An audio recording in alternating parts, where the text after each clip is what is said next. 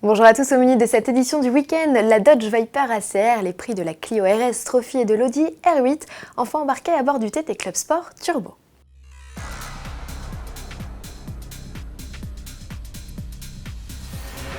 Amateur de sensations fortes, Dodge vient de sortir la voiture qu'il vous faut, la nouvelle génération de Viper ACR. Contrairement aux apparences, ce monstre au V10 8 litres 4 de 654 chevaux et développant la bagatelle de 813 Nm de couple n'est pas uniquement réservé à la piste. Cette configuration extrême de la Viper, avec entre autres son élan démesuré d'1,80 m, son châssis sport et ses pneus compétition, est aussi homologué route. De quoi impressionner les autres usagers. Mais ce millésime 2015, qui n'est autre que la Viper de production la plus rapide de tous les temps, n'a pas encore livré tous ses secrets. On attend notamment de connaître son prix et ses performances, en particulier sur le Nürburgring, où ses aînés ont excellé. La Viper ACR, actuellement 3e modèle de série le plus rapide sur le circuit avec un chrono de 7 minutes et 12 secondes, parviendra-t-elle à détrôner la GTR Nismo et ses 7 minutes 08 ? À suivre. Amateurs de Clio RS et de série limitée, c'est le moment de faire un tour chez votre concessionnaire Renault.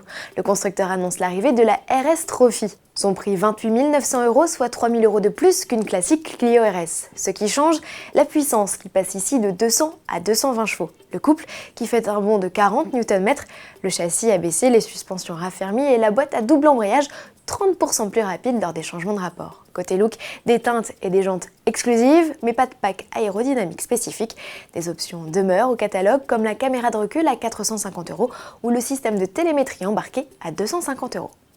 Sportif toujours avec les tarifs de la R8. Pour prendre le volant du bolide Audi, comptez au minimum 167 000 € pour la version V10 de 540 chevaux et près de 200 000 € pour la V10 Plus de 610 chevaux. Des prix en nette hausse, deux raisons à cela, l'abandon du V8 sur cette deuxième génération et la puissance en hausse jusqu'à 60 chevaux supplémentaires pour la R8 V10 Plus, la plus performante des Audi de route actuellement au catalogue. Le carnet de commandes ouvrira en juin prochain, les premières livraisons sont quant à elles attendues à l'automne.